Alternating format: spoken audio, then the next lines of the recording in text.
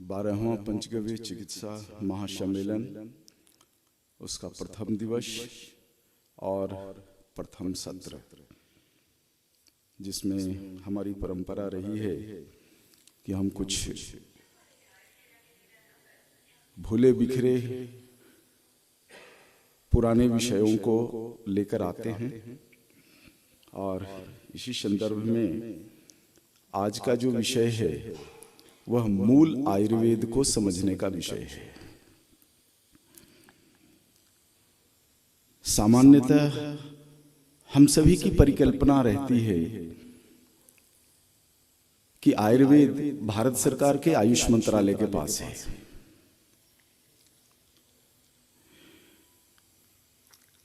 इसी भ्रम को मैं कोशिश करूंगा कि आज के इस संवाद से निकल जाए कि वह मूल आयुर्वेद नहीं है। मूल आयुर्वेद का जो वास्तविक स्वरूप है वो कहाँ है, कहाँ बसता है। हम सभी लोग 15-20 वर्षों से इस विषय पर कार्य कर रहे हैं और कहीं ना कहीं हमारी मनसा सोच आयुर्वेद की पुनर्स्थापना की तरफ है। इसलिए आयुर्वेद के मूल को समझना आवश्यक है। गाय की गव्यों आधारित चिकित्सा आयुर्वेद का एक प्रमुख अंग है। इसलिए जब कभी हम पंचगव्य चिकित्सा विज्ञान की बात करते हैं तब वह मूल आयुर्वेद की ही बात है। पंचगव्य चिकित्सा विज्ञान मूल आयुर्वेद से कहीं अलग नहीं है और कुछ नया भी नहीं है। हमारे भारत देश में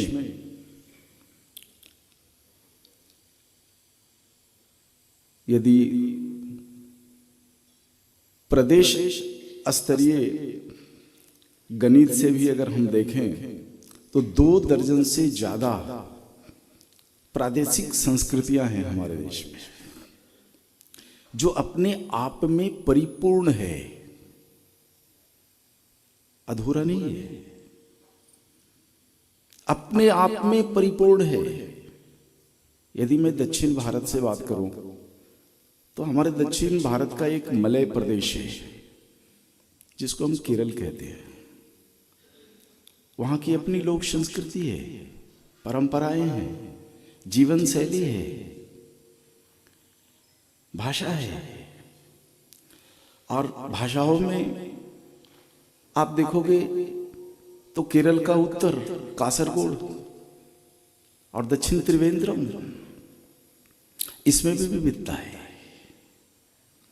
उससे ऊपर उठते हैं तमिलनाडु है, वहां की तमिल संस्कृति है। भारत की सबसे पुरानी संस्कृतियों में एक है।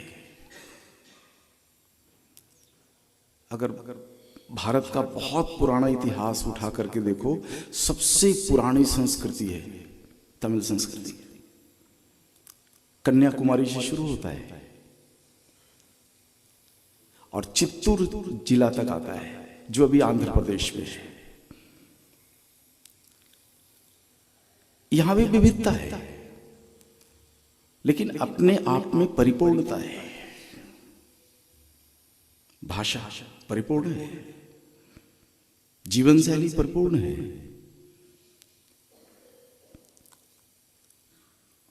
आप थोड़ा पश्चिम की तरफ जाओ, कर्नाटक आता है, वहां की कन्नड़ संस्कृति है, अपने आप में परिपूर्ण है। पूरब की तरफ तेलंगाना है, आंध्र प्रदेश है, उड़ीसा है।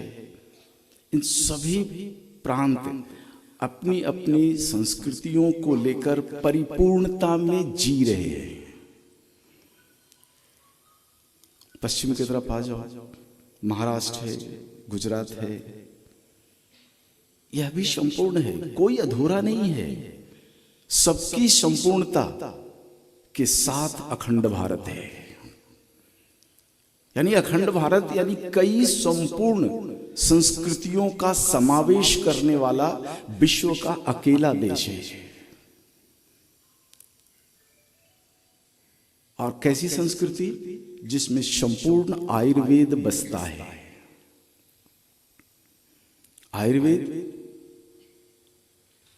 आयुर्वेद के बड़े बड़े ग्रंथों में नहीं है। ऋषि चरक के बाद जितने ऋषि हुए और जिन लोगों ने बड़े बड़े आयुर्वेद के ग्रंथ लिखे, जब आप लोक संस्कृतियों को देखोगे, पढ़ोगे, समझोगे, तब पता चलेगा मूल आयुर्वेद वहां नहीं है। मूल आयुर्वेद महर्षि वाग्भट के अष्टांग हृदयम और अष्टांग संग्रहम में नहीं है। हो सकता है आपको ये बात कड़वी लगे। मूल आयुर्वेद ऋषि चरक के पास नहीं है। मूल आयुर्वेद ऋषि सुश्रुत के पास नहीं है। निघंटू जी के पास नहीं है। मूल आयुर्वेद हमारी लोक संस्कृति में है और आज भी है बशा। यहां पर हम सभी गविसिद्ध भाई बहन हैं।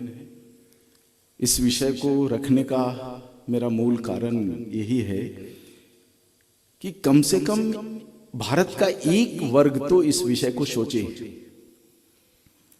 मूल संस्कृतियों में बसने वाले आयुर्वेद पर कोई एक वर्ग तो सोचे।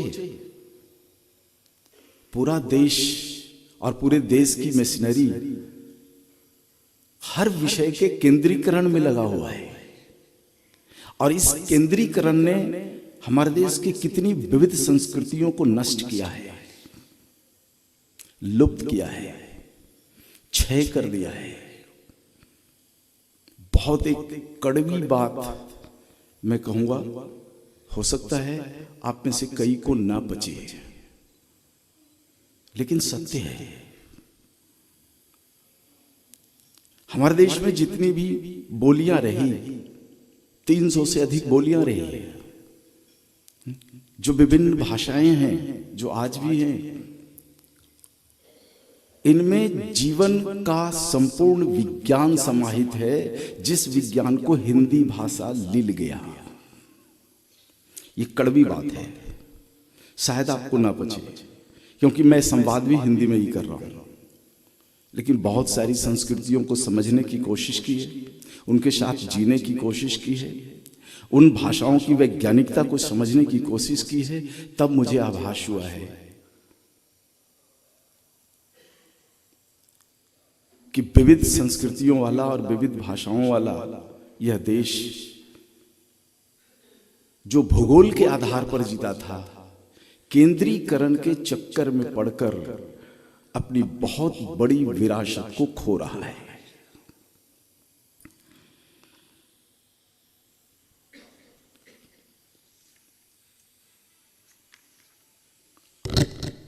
अब मैं विषय पर आता हूं कि मूल आयुर्वेद कहाँ है। तो आज का जो समय है, वर्तमान जो समय है, जहाँ प्रतिवर्ष हम लोग पंचगव्य चिकित्सा सम्मेलन करते हैं, काल भैरव अष्टमी।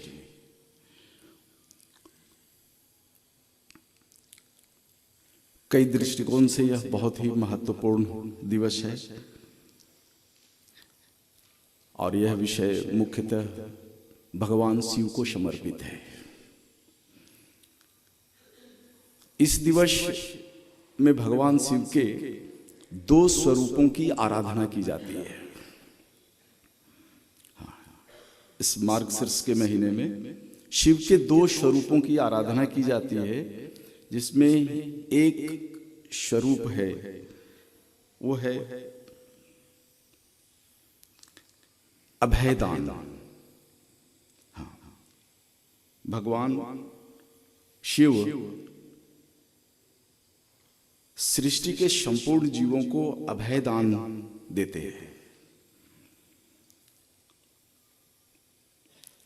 और दूसरा है दुष्टों को दंड देते हैं। आज के दिवस में यदि हम भगवान शिव की प्रार्थना करें तो भगवान शिव के दो हाथों में दो चीजें हैं। एक अच्छे कर्म करने के लिए भगवान शिव आज के दिवस में अभयदान देते हैं, और जो दुष्ट हैं उनके लिए दूसरे हाथ में उनका दंड भी है। तय हमें करना है कि आज के दिवस से हमें भगवान शिव से क्या लेना है। काल भैरव का दंड या काल भैरव का अभयदान। आज से लेकर 3 दिन यह सत्र चलेगा और तीनों दिन प्रातःकालीन की सत्र में ऐसे ही विषयों को रखने की कोशिश करूंगा। तो मूल विषय पर आता हूं मैं कि आयुर्वेद कहां बसता है। स्पष्ट है कि आयुर्वेद गांव में बसता है, गांव की लोक भाषा में बसता है, गांव की संस्कृति में बसता है, गांव की पगडंडियों में बसता है, गांव की मिट्टी में बसता है, गांव के जल में बसता है, गांव के वायु में बसता है, गांव के अग्नि में बसता है और गांव के खुले आकाश में बसता है। और इन्हीं सभी को समाहित करते हुए सृष्टि में जीव जगत के जो 5 खंड हैं, भूमिचर अर्थात भूमि के अंदर रहने वाला जीव जगत, जलचर यानी जल में रहने वाला जीव जगत, अग्निचर जिसमें मनुष्य के साथ साथ चौपायों का जीवन और कई प्रकार के पशुओं का जीवन, वायुचर जिसमें पक्षियों का जीवन, और आकाशीय चर जहां परजीवियों का जीवन होता है।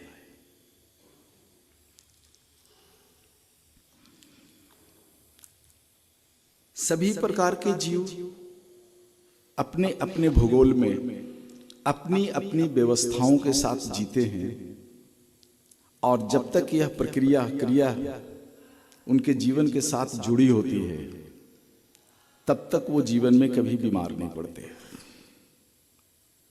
लेकिन जैसे ही कोई भी जीव अपने भूगोल से विमुख होकर के जीवन जीने की कोशिश करता है, प्रकृति की दी हुई व्यवस्थाओं को उलट पुलट कर, तोड़कर, बिगाड़ कर जब जीवन जीने की सोच बनाता है तभी वो व्यक्ति बीमार पड़ता है, अपनी आयु को क्षय करता है, अपने शरीर की ऊर्जा को क्षय करता है। इन्हीं बातों को ध्यान में रख करके संपूर्ण भारत को मिट्टी, जल, अग्नि, वायु, आकाश के आधार पर कई खंडों में देखा गया, अलग अलग देखा गया, और उन खंडों में जीवन जीने की एक ऐसी संस्कृति विकसित की गई जिसमें संपूर्ण आयुर्वेद समाहित था। और यह ज्ञान परंपरा में पीढ़ी दर पीढ़ी चलते रहे, इसलिए इस आयुर्वेद को लोक संस्कृति के गीतों में पिरो दिया गया। जब से हिंदी के गीत और हिंदी के बोल भारत में कश्मीर से लेकर कन्याकुमारी तक बजने लगे हैं, इस कड़वे सच को जान लो कि लोक संस्कृति में समाहित आयुर्वेद की सूत्रों को हमने खो दिया है। इसलिए यहां से एक विषय लेकर के जाइए, ये मेरा निवेदन है कि आप जिस मूल मिट्टी से जुड़े हुए हो, आप जिस मूल भूगोल से जुड़े हुए हो, आपके गांव का जो मिट्टी है, और उस मिट्टी में हमारे पूर्वज ऋषियों ने जिस संस्कृति को उदित किया था, इसको पुनर्जीवित करना।